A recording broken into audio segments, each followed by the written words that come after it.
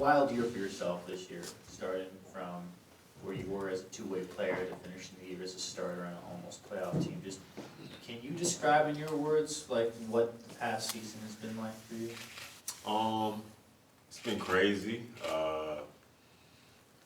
I don't think it's still hit me just yet. I didn't really plan the year to go this well for me. I mean, it's crazy. I mean, obviously, I think a lot of two-way players are their plans to get converted or whatever. So for that to happen and then way more, it's just been wild. But I mean, as the minutes increase, I just try to lock in on more so the game plans or whatever. So not really try to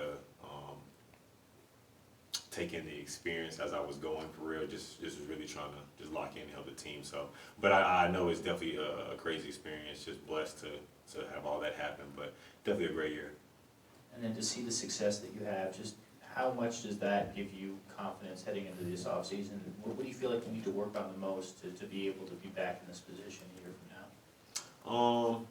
It definitely gives a lot of confidence. I mean, for a second-year guy, kind of like a first year for real, getting a lot of minutes, definitely gives me a lot of confidence going into next year, knowing what I went out there and did and what I'm able to do.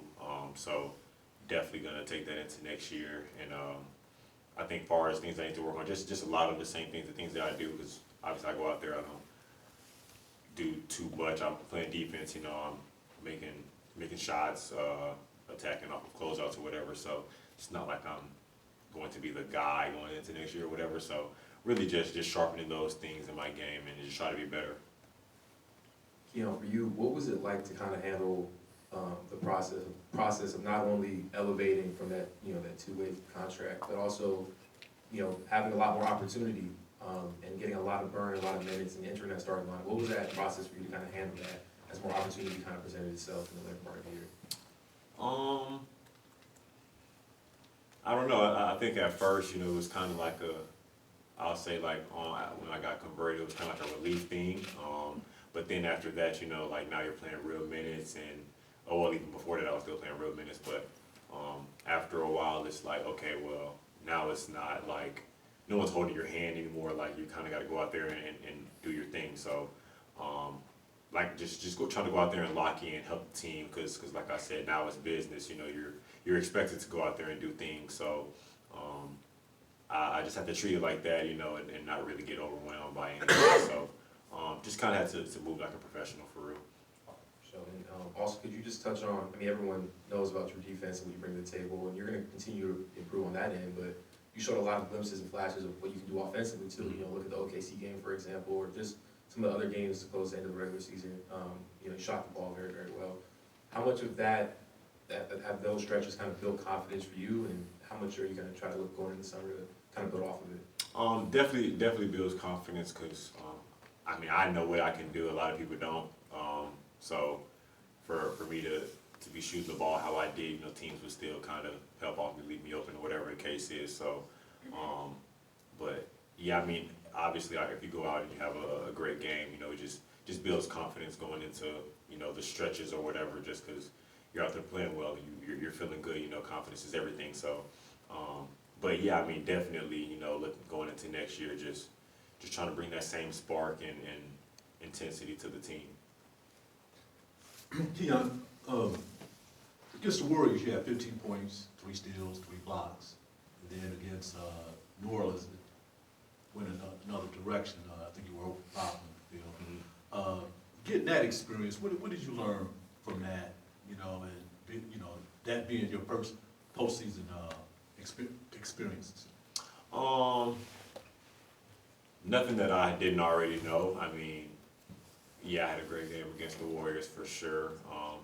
It's cool. And then obviously the complete opposite in the Pelicans game. But I already know, like, every game you're not going to make shots. So like, I never really get too high or too low after a good game or a bad game. But obviously you don't want to have a game like that. But yeah, it's nothing that I didn't already know that could happen on any given night. So like I said, after the Warriors game, never really got too high. Great team win for sure. And then going to the Pelicans game, we knew like we had to win that one to go to the playoffs. So but far as my performance, I mean, I didn't really get too low after it just because, I mean, it's basketball. I wanted to have a great game. I didn't. So, I mean, kind of can't really do anything else about it now. So, I mean, I just went out there, tried to do my best, and obviously it didn't go as I planned. But, yeah, it is what it is. Keon, as a young player, you sort of build a punch list of things you need to work on during the summer. Did that punch list change for you when you got elevated to the starting lineup? And what did you learn that you probably need to refine to hold down a spot like that for next season? No, I don't think it changed for real, just because, I mean, I go out there and I do the same thing as if I was coming off the bench. So I think my expectations were still the same. I think when I entered the starting lineup, especially once, you know, Kevin Malik went down, I think people needed, or the team needed me to be more aggressive on the offensive end, because obviously there's more shots on the table, and I'm the one that's coming in starting. So, you know, the starting five is going to be the one that set the tone for the team. So, I don't think anything changes for me as far as what to bring to the table, because, I mean, when I go out there, I know I'm out there to play defense and you know, help space the floor and knock down shots. So, just try to be more consistent at that next year. I mean, obviously, like I said earlier, next year I'm not coming in to be the guy or anything. So, just try to help out our main guys and, you know, just be more reliable than I can be, you know, or than I was or whatever. When you were in Stockton, your rookie year, you did handle the ball more there, develop those skills, but didn't handle a ton up here. Where's your comfort level right now handling the ball, and is that kind of an area that you'd like to improve upon going into the off season?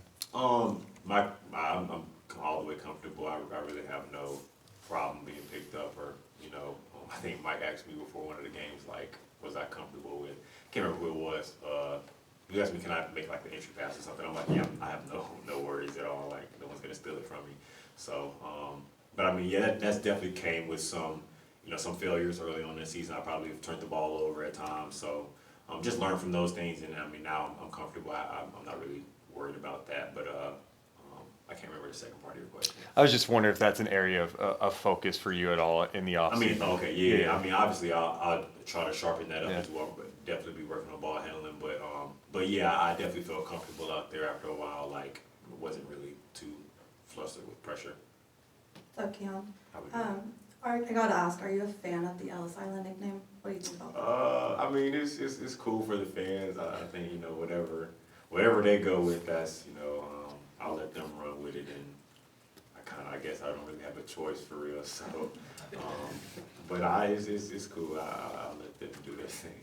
And then just a word that was used over and over again by your teammates and coaches to describe you was professional. Mm-hmm. Just curious, as a young guy who's just scratching the surface in the NBA, where do you kind of attribute that to? Where do you get that from? I mean, I think just because I know how it is at this level, like, you know, could be here today, going tomorrow type thing, and kind of like I said, you know, as coming in as a two-way, sometimes guys aren't ready for the moment, and then I think as the year went on, I got more minutes and got converted, and now I'm playing minutes. It's like, okay, well, you know, that phase is kind of ended, so now, like, we're expecting you to come out and do your thing. There's no more like, oh, well, you know, he didn't play last game, or whatever all the excuses is. Now it's like, hey, you're starting, you're coming in, like, it doesn't matter, like, we need you to perform. So, I mean, I definitely know, like, there's no more excuses or whatever. I never treated it as if there was, but, I mean, just gotta be a professional, gotta show up, do your job, and I think was my mentality going into everything. In many ways, Keon, you became this season what this franchise has been looking for a while. Asking you to go back 2 years, I don't remember how much you remember, but on draft night, deciding to sign with the Sacramento Kings or sign that two-way contract with the Kings right afterwards. Why did you specifically pick the Kings, and did you have an idea of them looking for the type of player that you believed you could be at the NBA level? Honestly, it wasn't me for real. It was my agent. He thought this was a good place for me, and I think he probably looked at the roster and was thinking that I could fit in here, and I can this probably was the best place for me to have a chance at. And I mean, you know, a year and a half later, the chance came around, and, you know, it worked out. So, but yeah, but it definitely wasn't me. I wasn't really. I think I was just so caught up, and, you know, I didn't get drafted, so I wasn't hearing anything. But he was, you know, he told me, you know, I had the opportunity here, so, you know, we took it and ran with it and made the best of it. When you kind of reflect back on this season, is it gonna be kind of a life-changing season for you, even though, you know, team success maybe not have been what you guys wanted?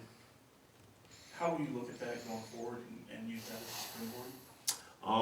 I mean, yeah, I think for me, it's definitely the season where I kind of made a name for myself a little bit. Kind of like you said, obviously we didn't finish the way we wanted to, you know, with the injuries and all of the things, you know, that goes into that. But definitely for me, a season that, you know, I'm gonna look back at it and be like, this is where it started for me, and, you know, I kind of made my name, made a name for myself.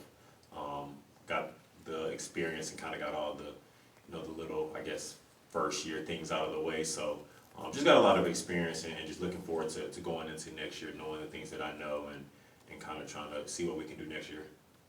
What was it like for you dealing with some of those like first year things that I'd imagine have a lot to do with off the court, people hitting you up or dealing with expectations, and how much easier do you feel like it'll be to not have to go through that again next year?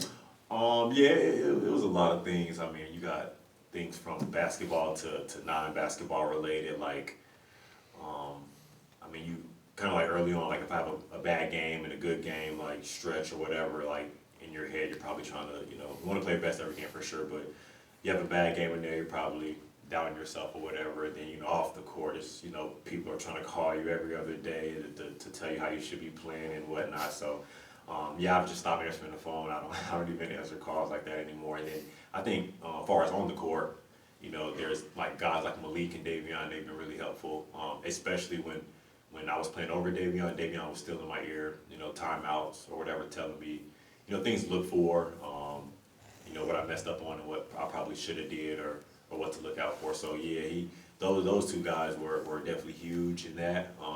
And then Malik, yeah, he was really big on that as well. Like, if I played good, he would let me know. Like I said before, if I played bad, you know, or do something stupid, he'd cuss me out and, you know, tell me not to do it again or whatever. So, but yeah, those two definitely helped me out throughout the year.